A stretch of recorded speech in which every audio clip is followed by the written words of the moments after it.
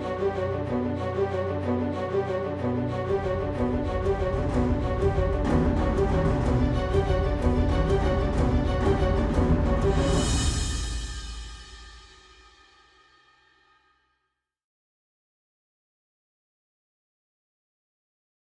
up, channel? It's Foreplayy, and this is another update commentary. First and foremost, it is Slums, Hardpoint. As always, you guys are probably getting sick of the Hardpoints, but it's only because MLG is limiting us to now 3 or 4 maps on CTF and Hardpoint, and we scrim a little bit more Hardpoint than CTF. This is against a team called Vision. I believe they're going to Dallas as well, and I need to do like an update video and let you guys know what happened. Just another obstacle we got to overcome. But I do end up dropping 40 in this game. I'm not sure how much we win by if we come back. I know yet again I start slow and end up like heating up towards the end. I tell you what, and this is not a bragging statement, if I played hot at the beginning like I do at the end of games, I would probably drop like 50 kills a game. I'm not even joking. You guys know it. I see it. And it's crazy. I talk to my team about it. It just takes me a little bit to get in a rhythm. And I guess it's something I got to work on, the break out of games. I think it's because I play a little bit more hill-oriented off the beginning because I'm so paranoid of getting down and losing. And then maybe when I play more of that cutoff style support role a little bit more, that's what I've always been good at and better at. And you'll see me using the cap 40s in this only because everyone in the world uses them, and I'm trying to have the best caps in the world. No, that's like saying you can eat the most and you're extremely fat. It just doesn't work. But going into that, so Dito, he was on our team, right? And he ended up leaving. I don't want to say he sketched, but that's kind of the word. With you guys, I'm really blunt and honest with you. I tell you everything that happens because I figure I have nothing to hide when it comes to it. And also, I don't think anyone else should have anything to hide. When Caliber messed us over, I didn't really hide that.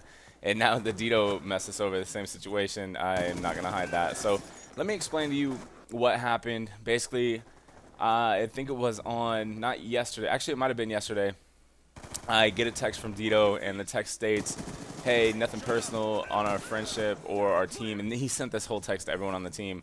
He said, I love you guys as teammates, but RNX has an easier bracket, or no, they got a higher seed, so they got a better chance at getting top 8 at Dallas, and I think he probably feels more confident in that squad. And it's cool for Dito, I guess. He was labeled a sketch when I teamed with him, and I said, you know what, I'm going to try to change that and do my best to make it right, I guess. And I guess it didn't happen.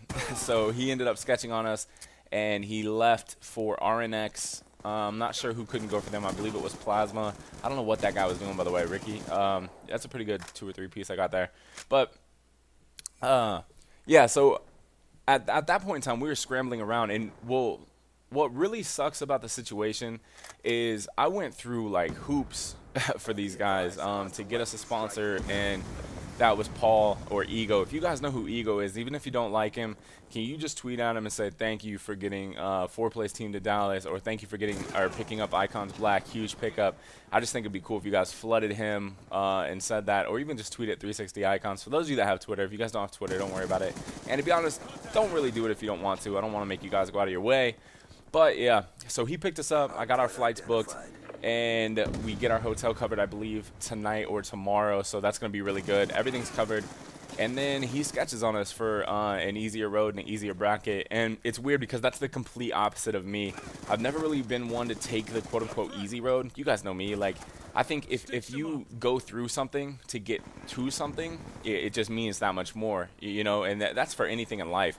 That's like, no matter what you're doing in life, if you have to push yourself to get it and then you end up achieving it, that feeling is amazing. I'm sure all you guys know that. And that could go as simple as running a mile for the first time and actually doing it, to running 10 miles. You know, once you actually do something and you're set and content with, hey, I can really push myself and do this, then yeah. So pretty much he ended up sketching, left our team for RNX, as I said, and we have been scrimming with some people. The first person we looked at was Hysteria from Status Quo, and the reason is because A, he's a Slayer, and B, he could fill that role because we've teamed with him before. A lot of people were like, hey, he's not traveling, he can't travel, etc., but he can travel. I actually talked to his dad. I've known his dad for a little bit too, and he is going to be at the event and stuff, and it's just one of those things where I felt comfortable going with him just because of the fact that I've teamed with him before, and he is a talented player. I don't know if he's a Dito, you know what I mean? I think he's a Hysteria, if that goes for anything. I don't think anyone should try to replace anyone or mimic anyone. I hear so many people say, oh, is he as good as Scump? Is he this? Is he as good as Proofy? And to be honest, everyone's their own player, you know? Like, I personally think a lot about gaming is you bring a lot to the table. You know, you want to be that guy that brings different stuff to the table. Some people are good at slaying, other people are good at being that quote-unquote X factor that we talked about before. And yeah, that's pretty much how I feel about the situation. So the roster going into Dallas is going to be myself, Blindfire, Burns off, if you guys know Burns, and Hysteria. So on paper, a lot of people might not say we're the strongest roster, might not say that we're the best, but that's the best thing, because now we're kind of an underdog, and now hopefully we can pull off an upset. The only thing I'm worried about, and I'm going to be honest with you guys because you guys are my channel, and like I said, I love just being blunt and honest with you, and that's going to be the fact that we haven't really got to scrim that much. Last night was the first night we ever scrimmed. We played this Vision team. We only lost 2 maps, I believe, on the night total. We ended up going like 18-2, which is good, you know, but it's not where it needed to be, because you could just see the mistakes that we were making, you know, like slow transitions. We kept coming back a lot. That was another issue that we had. We kept having to come back and make some crazy stuff happen. And that could be the type of team that we become. We could be that team that can always just come back and try to make something happen. And if we are that team, then teams need to look out, because we're not going to make it pretty by 2-0ing everyone, but we might be able to pull off some crazy upsets and get people talking. So hopefully we can end up doing that.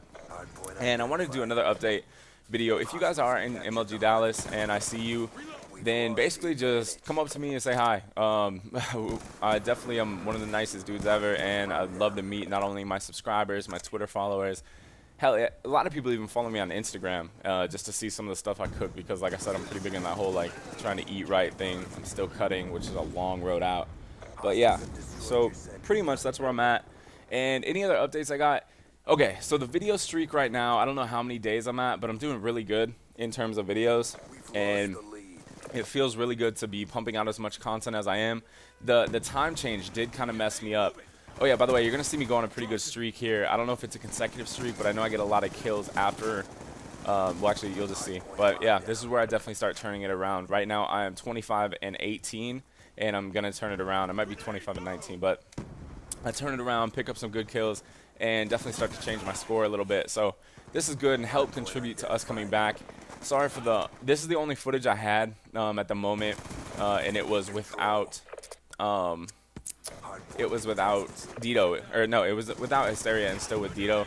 This is from the other night. But anyway, so another update I wanted to do is the videos that I'm going to be coming out with. I'm going to try to do more breakdown style stuff, but if I do fail to do a video in a row like every day, then I wanted to apologize in advance. I'm traveling tomorrow to Austin, Texas, which should be pretty cool. I'm actually pretty excited for that. I'm going to go to Austin, Texas for, I think, 3 days before the event, and then Thursday I am driving up to Dallas, and I'll be in Dallas from Thursday to Monday, and then obviously fly out or do whatever I need to do. So that's pretty much all the updates I have for you. I kind of want to do a breakdown at the end of this video. It's something I want to just talk about the hard points and see if you guys would like something like this. So when you guys are making that transition from the garage to this hard point, you want to make sure that you take control of blue. And the reason you want to take control of blue is because you need to push through. You're going to notice I die there, so yet again I'm going to spawn outward. But if possible, if we take over the map, then what you want to do is take over their side of the map, because you're already set up in the next rotation for the hard point. So you're going to notice that we always push and try to flip the spawn, because once you flip that spawn, it's going to make that easier transition into the next hard point. So yet again, I'm going to still push blue. I'm going to still try to push down. And then here I just want to post up, because I know there's going to be a guy committing, but I guess he ran back to the anchor or he didn't commit at all. So I'm going to take over the anchor because nobody called him out, put down a sentry, because that's going to, not only is that going to get kills there, but what it's going to do is it's going to tell me when somebody's pushing that right side alley. And if they advance and they don't EMP it, then we're fine. But if they try to EMP it, or it says your sentry has been destroyed, then I'm obviously going to have to rotate back.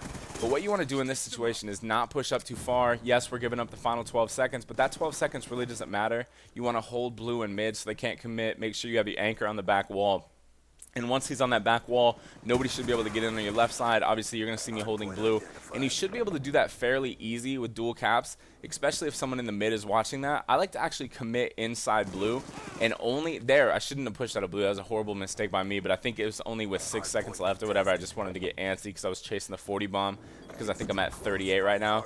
So you know me, trying to look flashy, trying to get the 40. Anyway, I'm going to get on the hard point, pick up the 40. And we're going to end up winning this one pretty easily. It is actually, when we scrimmed this team with Hysteria, they actually beat us, but when we scrimmed with Dito, they didn't beat us. So yeah, I'm not sure if they beat us. I'm not trying to talk down on them, but either way, this has been Foreplay from IcoNs Black, the Foreplay gang, a little bit of Team Envious. You guys are the best. I hope you guys like the update video and keep dominating your game. Until next time, peace.